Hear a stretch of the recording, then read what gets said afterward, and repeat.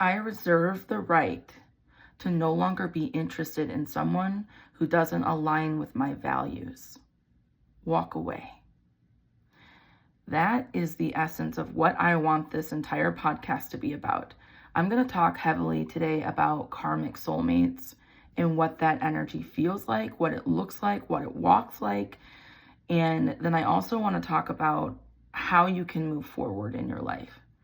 And I have to clarify here, I've seen on TikTok and throughout all social media, I see this constant display of twin flame energy. And I am a person that does believe in twin flames and soul ties and soulmates and karmic relationships.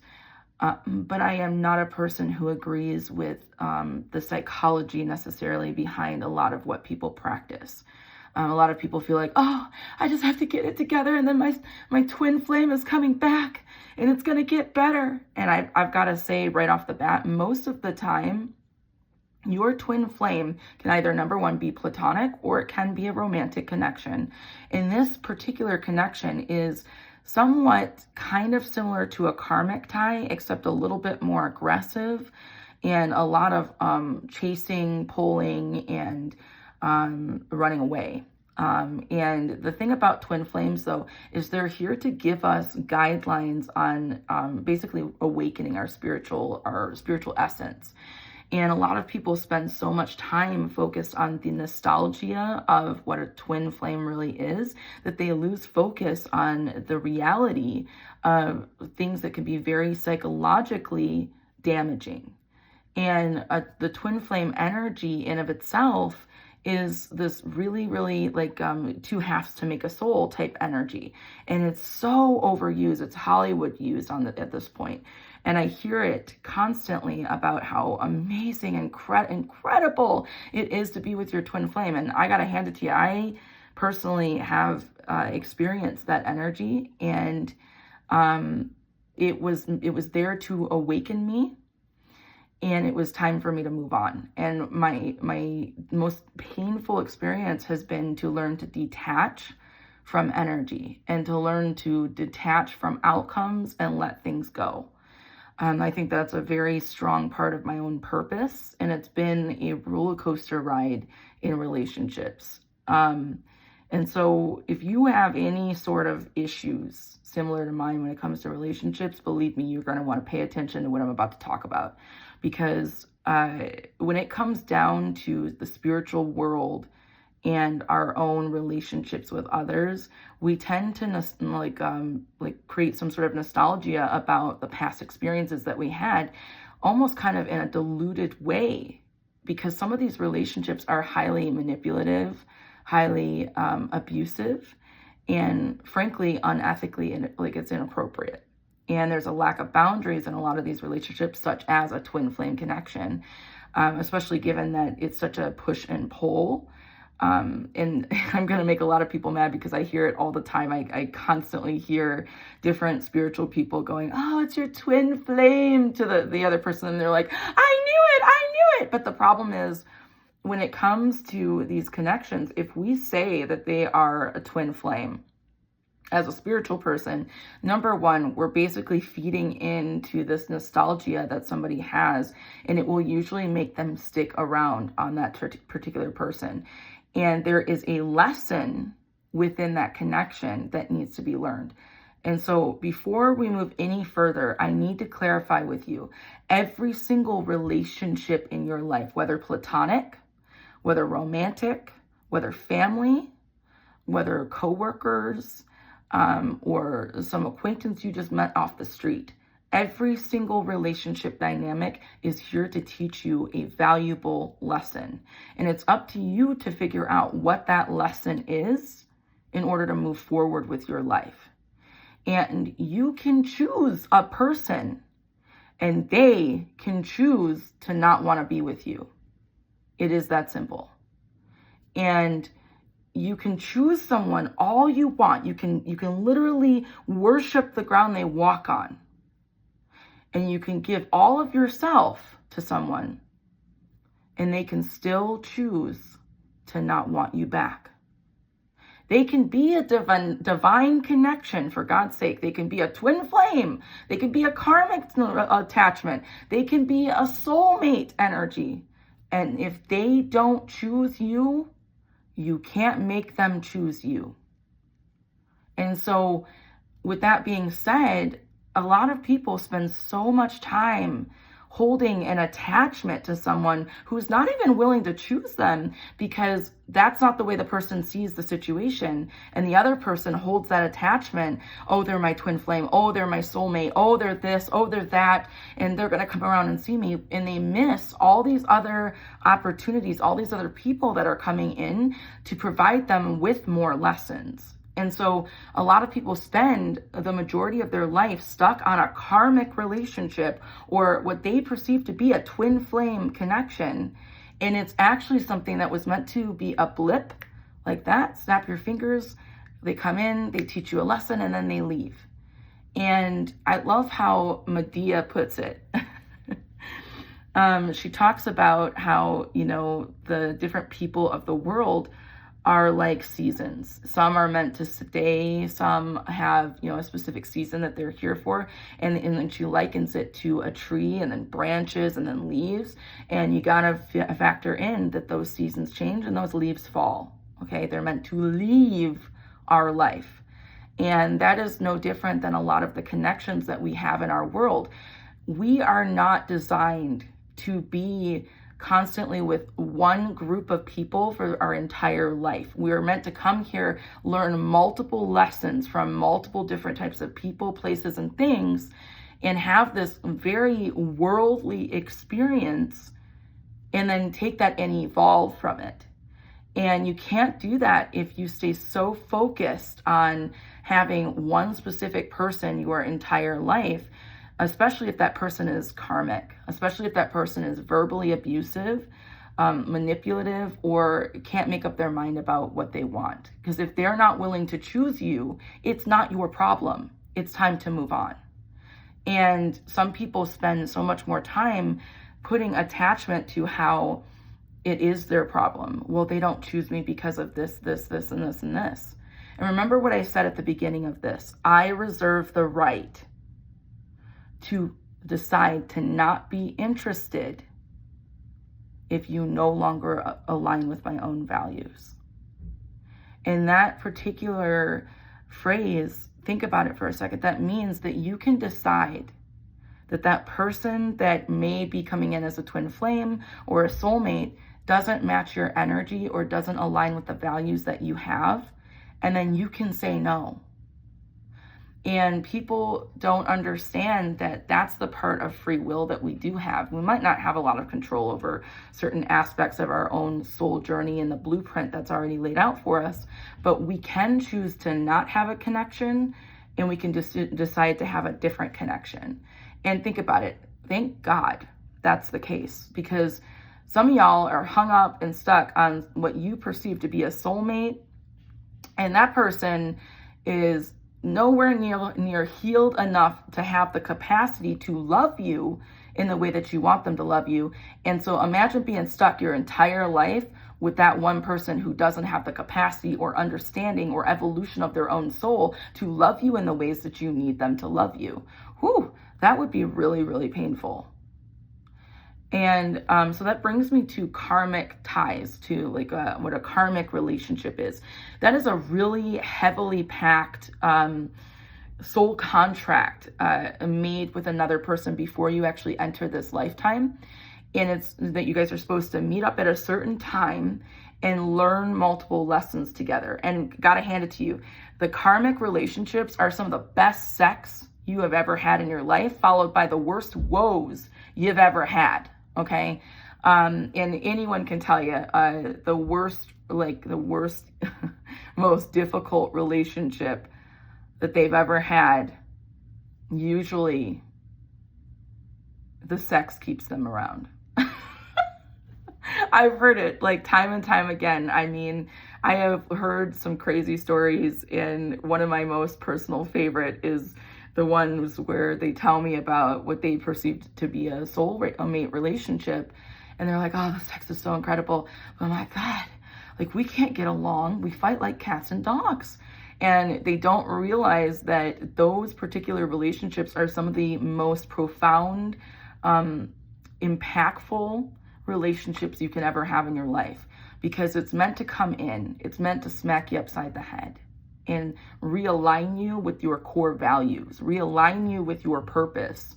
And most people spend most of their life hung up on that karmic relationship, thinking it was a soulmate, and then they get stuck in that marriage, and then they have the kids, and then they're like, well, my life is, okay when it's okay, and it's horrible when it's horrible, but I don't want to change. I don't want to make the change. I don't want to, actually do anything about this because it's going to be too difficult. I'm too scared to do it. I'm too worried about the outcome and what's going to happen if I do this. And people don't understand that if you hold on to things like this, it just creates a ripple effect in your life, and so many obstacles follow with that. That's why when you get in a karmic relationship, there's always one party that gives way more than the other party. And it also, money kind of just constantly flows away. Like, it's always depleted. Like, it doesn't matter what money you put in, it just consistently creates a problem. Like, it's just always, it's like a suction. And people spend so much time confused about how to leave that connection. And it's meant to teach you one of the most valuable lessons that any other relationship can teach you. They're usually pretty abusive, and you will usually see the darkest side of both people come out in that particular connection. Things that you could have never imagined you would be, you're most likely going to be in that particular connection. And people spend so much time confusing sometimes these karmic connections with twin flames and vice versa. And twin flames, it's unique because that's taking two halves of a soul and putting them together, and they mirror each other almost perfectly. But twin flames are a lot of work, okay? A lot of work in that, it's two people that come together and they're supposed to learn lessons together and they're supposed to overcome stuff, but it brings up every possible fear that either person feels or has ever had. And it's meant to be a big lesson as well, but it's a lesson in a different way. Karmic relationships usually are lessons in self-worth, versus the twin flame connection, where it's a very spiritual lesson. It's usually a smack upside your face, and it's meant to help you grow and evolve on a spiritual level as well. So you can meet twin flames and them actually be more of a platonic type connection. And so there's a lot of relativity to the different energies. And now, I guess right at this point, I should probably share what a soulmate is. Soulmates are a very unique type of energy. There's always this feeling of already having met them before. There's like that deja vu feeling. There's also this comfortability that comes with it, security, safety, there's platonic soulmates, and then there's also the deep romantic relationships that you can have with a soulmate.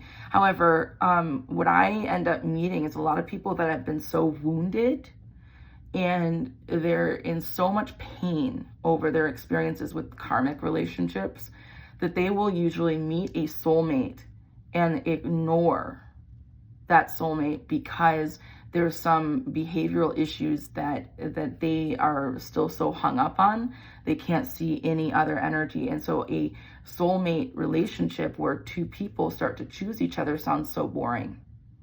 And that's because there's a heavy behavioral issue that somebody's having when after leaving karmic relationships. And I have met people who have said, Brittany, I have amazing parents. How did I have a horrible relationship? And I will talk about how, prior to coming to this life, you made the choice that you would meet certain people that were going to teach you valuable lessons. You decided that you were going to meet your parents, and that was who the parents were going to be. You decided that you were going to meet so-and-so at a specific time, and that so-and-so was going to treat you a certain way, and this was to teach you lessons, and you were going to treat this person a certain way, and that was going to teach them some lessons. And people think, oh, well, what about the gift of free will? Well, yes, you do have the gift of free will. and you could choose to do different things. You could choose to make a connection work or not work.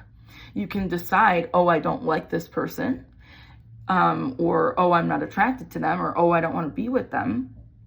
But generally speaking, if you are set to learn a big set of lessons in your life, then you're going to meet people that are in that likeness to you, which means that energetically, your energies are going to match. And that's why I factor in when we're talking about attraction. When someone's attracted to somebody, it's because they draw a likeness to them, which would mean that they find something, an attractive quality about a person. They can see that within themselves as well. That's why I say even attraction is selfish, because technically speaking, when you are attracted to someone, it's because you're attracted to a quality that they have, that you have within you, or that you're trying to harness within you. And I think that is just so hilarious in of itself when I hear people go, oh, he's so handsome, he's so incredible, and he's so kind. And I'm like, you have all those traits, honey, or you're trying to manifest those traits in yourself. And so we draw that likeness. But it is fascinating when I see these situations pan out. And I mean, I can't tell you how many times I've sat in sessions with so many different types of people of all different types of ages who ended up marrying their karmic relationship. And it was so messy. And when you think about it, some people go, oh, I would never marry my karmic relationship. How could I ever do that? I got to hand it to you. Your karmic relationship, it doesn't feel safe, but you're so comfortable at that point with the non-safe factors in your life that you will literally pretty much stick with that person. And the sex is so good that you'll probably stay. I mean, if you're anything like, me, I stayed with a karmic for a number of years, and it got more and more volatile. I stayed long enough to watch myself become the very essence of what I couldn't imagine I would become. And I watched her become the very essence of what she could have never imagined she would be. And that's because we were both learning some very valuable lessons. We decided that that was going to be what we did when we came into this life. And my good freaking God, was it messy. And I learned a lot from the experience of being with that person. And it taught me some of the most core values that I harness to this day, which is about forgiveness. It's about unconditional love. It's about understanding something so beyond me. It's about understanding behavior in a way that I never understood. And those are some of the core lessons I needed to learn. And I wouldn't have learned my own self-worth had I not had that experience. And some people go, oh, well, you can learn self-worth without having an abusive relationship. And they're absolutely right. You can absolutely learn things without having abusive situations happen. However, a lot of us are, we experience one trauma after another trauma after another trauma. And then we have this fear of being comfortable in a, non-confrontational environment. And so we'll usually go back to things that are a likeness to. So for instance, if you're comfortable with being screamed at by a certain parent and they're overly critical, you're going to be more drawn to be in a likeness with somebody that is most like that. And that's a psychological issue. But not only that, it's also a spiritual issue, because there's a big lesson in learning to overcome those insecurities and the lack of confidence that we develop throughout our life. And different experiences like relationships have this wonderful, glorious ability to teach us such profound understandings of how to move forward and how to grow and how to achieve our goals and how to view our own self. And I have to stress here that it's a choice. It's a choice to either be in that relationship or not be in that. And we as humans, part of our basic human needs is to have love and connection. And some people deny themselves that after a horrible experience. But the whole essence of our life is to have the human experience. which means you are meant to love. You are meant to have pain. And then you are meant to overcome that pain. And then you are meant to learn to open back up.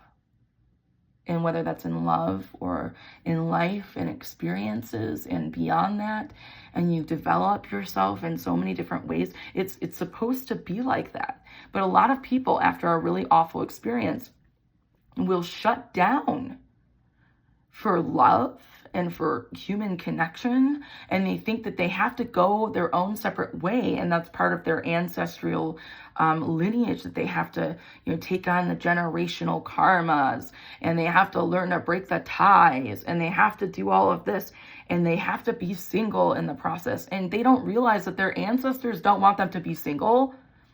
They're missing the whole point. But it's easy after having a really awful experience in a relationship to shut down. It's easy to get to a spot when you've been through hell and back with somebody and they've treated you like crap and you were so vulnerable with them and you gave them everything you had.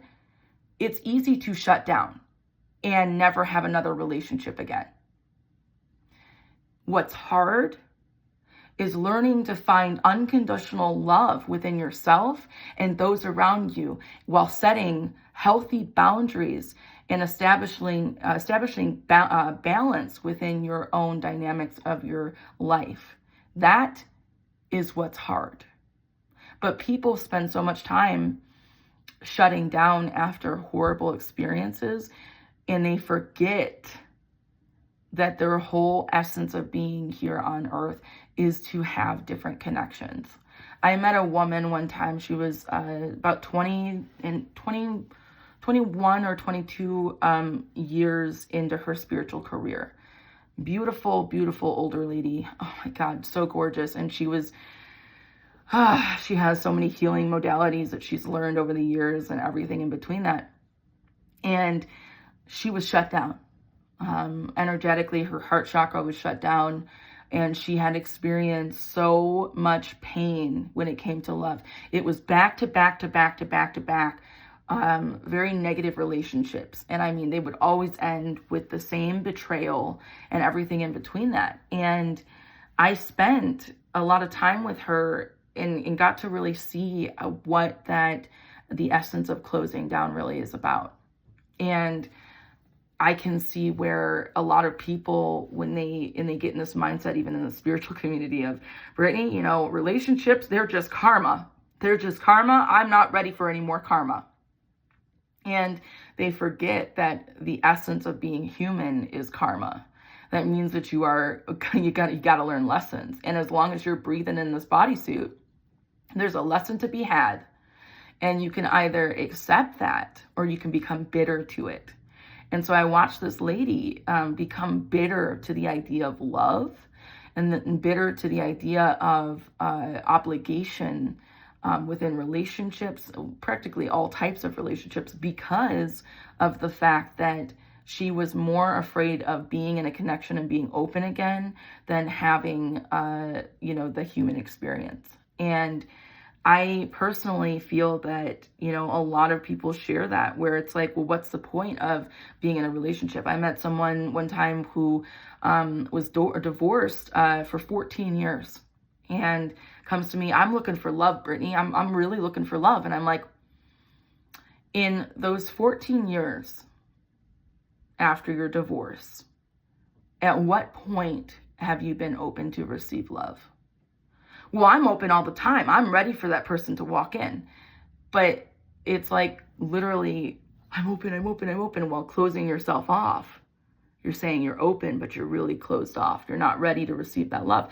And you've had opportunities. And that's something that I think is so hilarious when I meet someone and they come in and they've been divorced and they're 20, 30 years into being single or whatever the case is. And they're like, well, Brittany, where's my love? Where's the love for me? Where's my love at? And they had all these other opportunities passing them by. And there was people coming in and out of their life. And it wasn't like they just brought a big school bus in, but there were opportunities that had they given them the opportunity, there would have been the likelihood of love.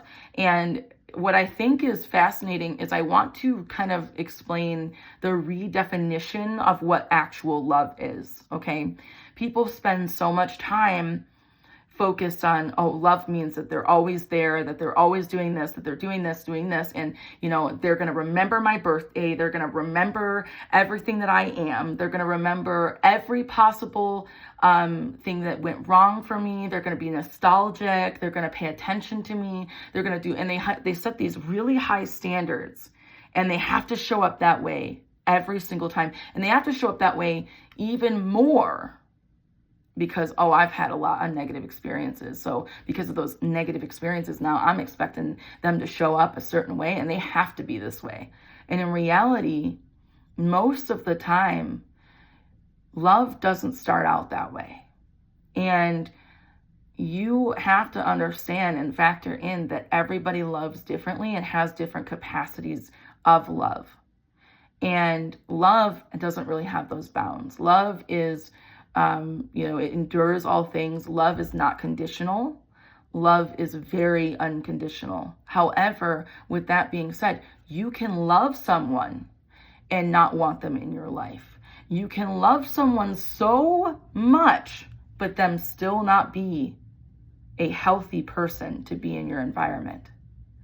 You have to set up what your values are. And if the person that you fall in love with does not align with those values, then you have to make some changes. It's up to you to make those changes. But so many people spend so much time focused on the fact that that soulmate came in or that twin flame came in and, oh, I just want my twin flame back. But their soulmate that came in is not actually a soulmate.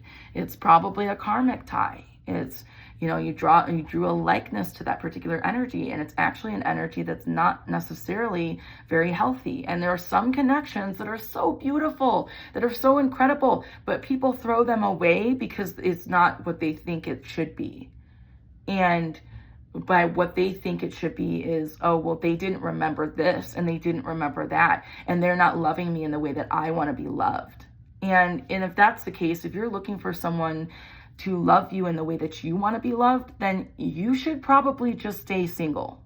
Because most people, actually every person on the planet, is going to love at the capacity that they understand to love. And it's not going to be about you. Everybody's bringing in their own 2 cents to everything.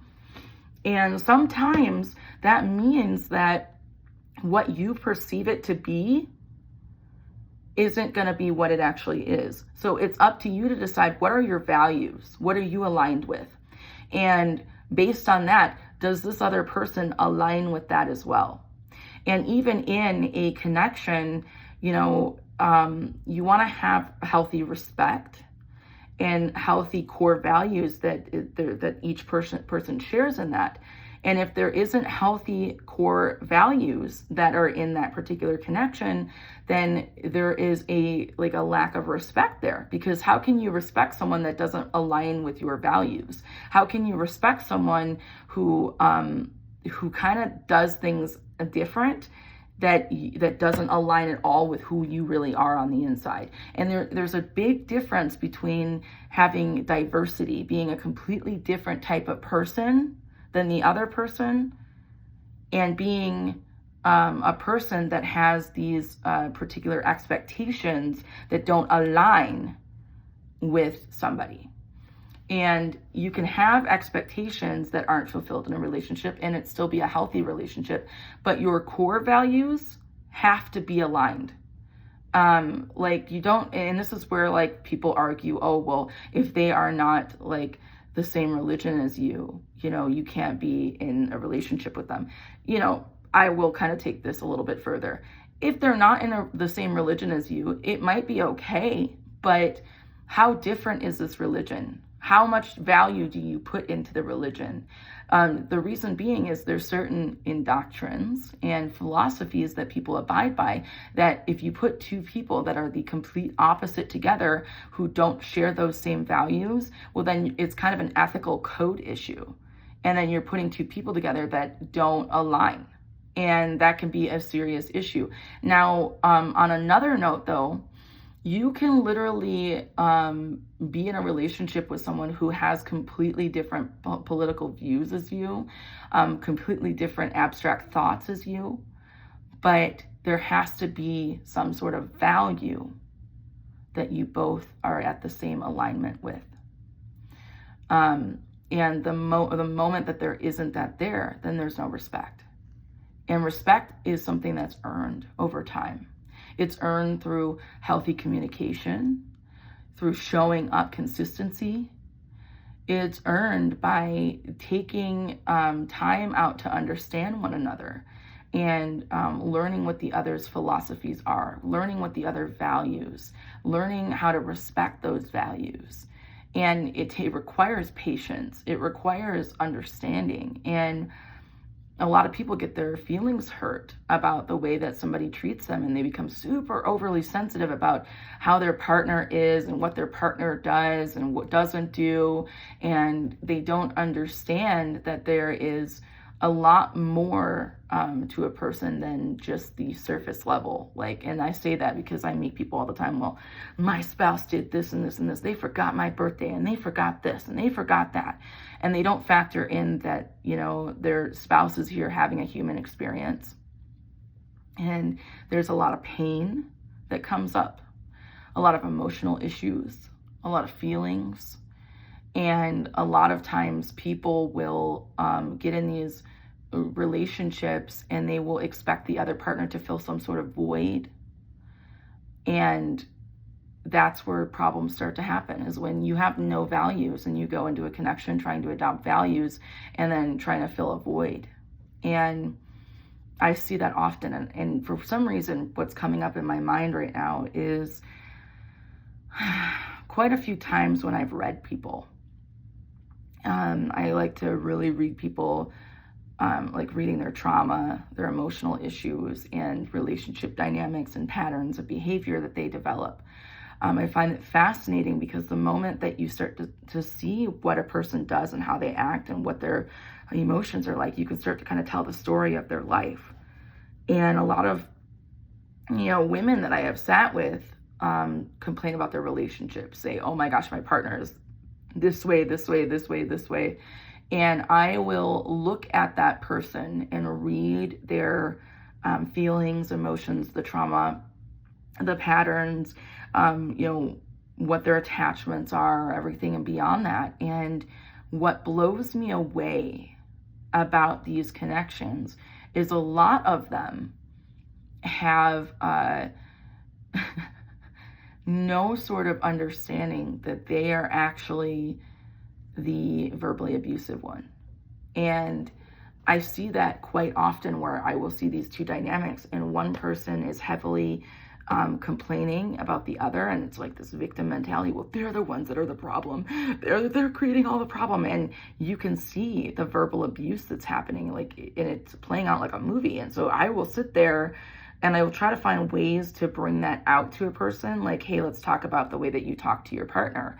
Or, hey, let's talk about how we view ourselves. Because if you view yourself like trash, then you're going to treat the other person like trash as well. And it's fascinating, though, when I meet with people who have a higher end of narcissistic traits. And it blows me away because those ones always feel like they're the victim of everything, and they're not.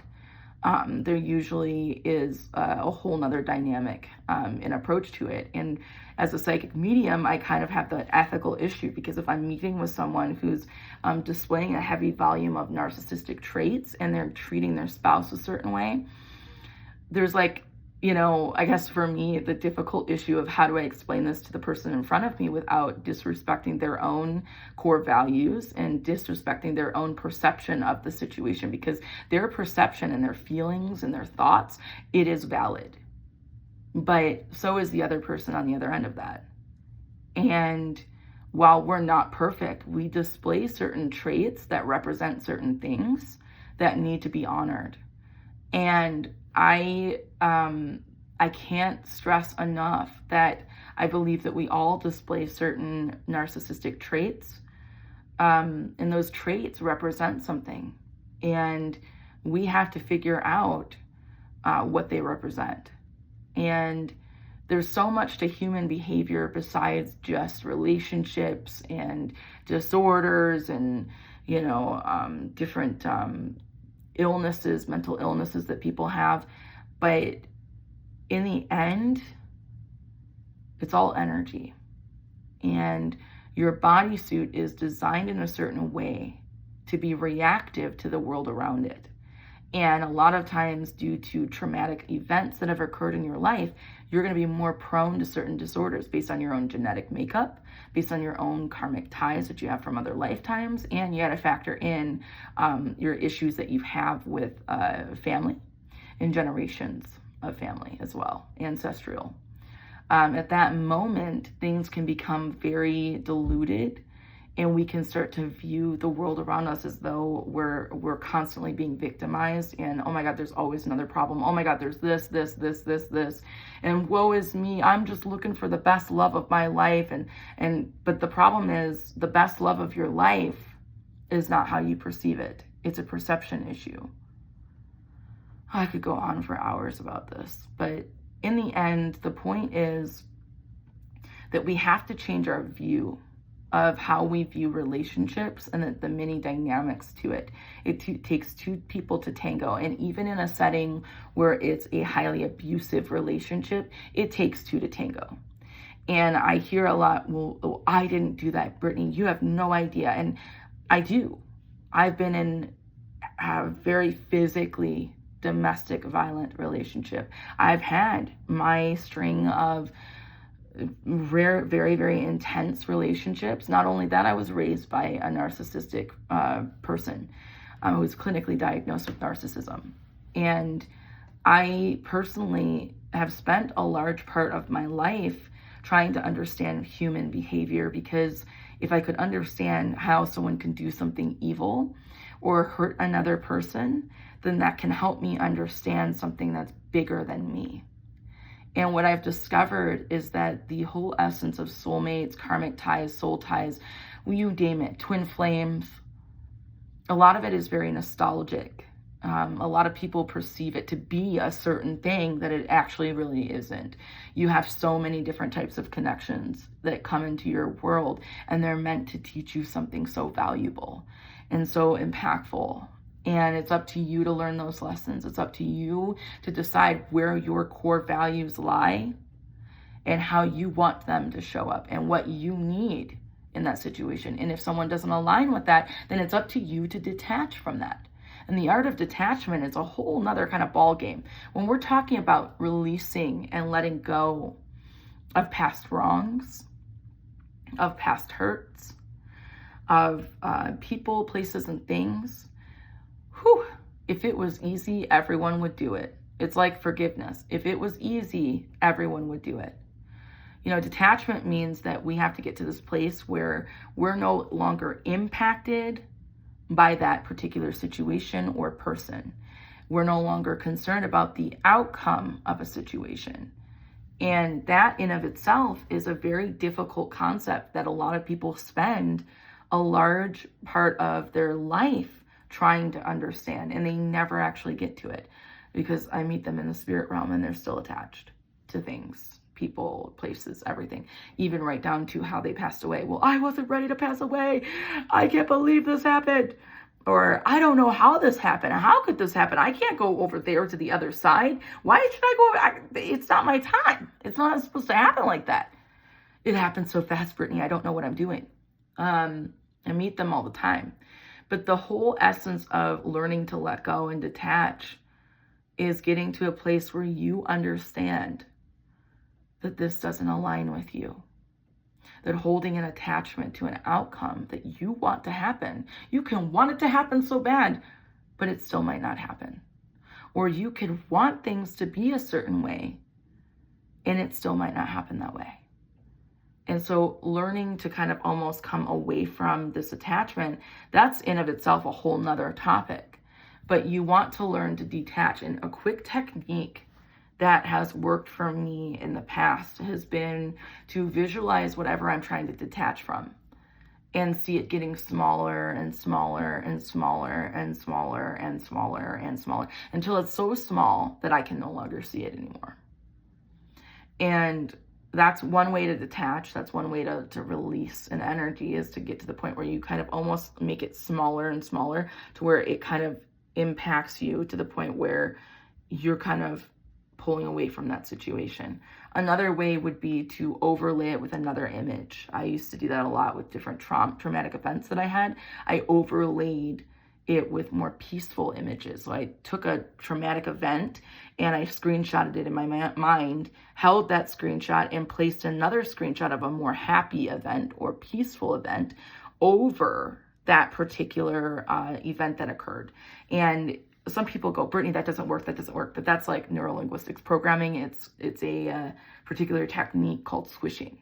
And it's really, really phenomenal when we're dealing with past events, because there's so much trauma, and there's so much attachment to trauma, attachment to the feelings that we have experienced, and attachment to even like the whole idea of even a soulmate would be a problem for people. Because if you're attached to a certain outcome, then it has to happen that way.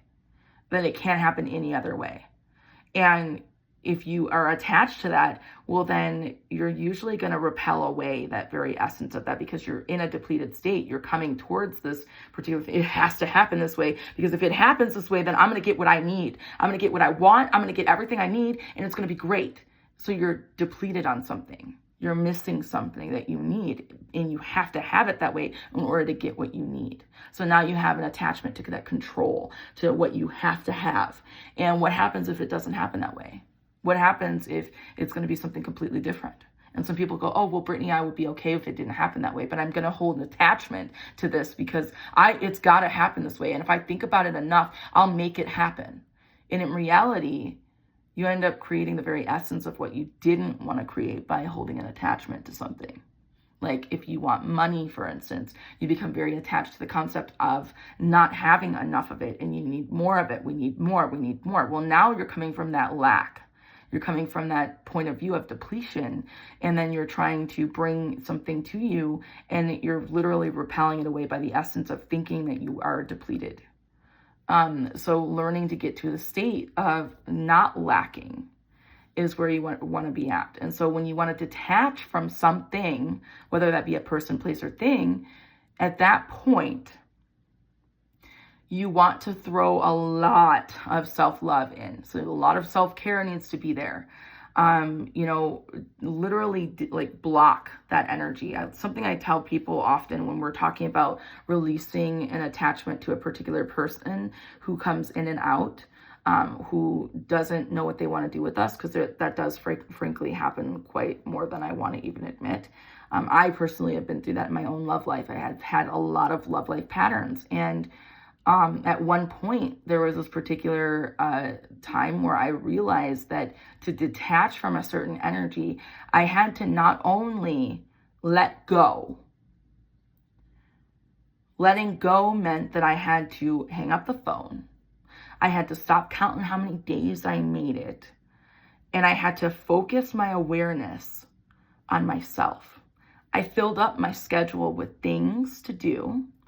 And it wasn't that, oh, I'm now too busy to think about it. I dealt with the feelings. I took time out of my day to spend time thinking about what I was thinking and feeling and what I needed to work through.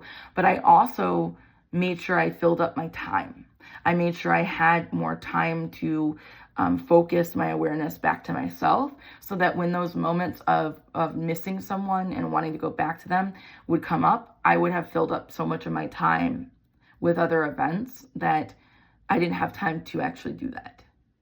And some people, though, aren't ready to let go. And so they will hold on to that kind of energy and continue to say, oh, it's a soulmate. It's a twin flame. It's a karmic tie. I can't let it go. And in reality, it's another excuse for why you're not willing to let something go. And so again, I'm saying this to you with so much love and compassion. If an energy does not align with your values, it's time to let them go. You absolutely have the right to say no.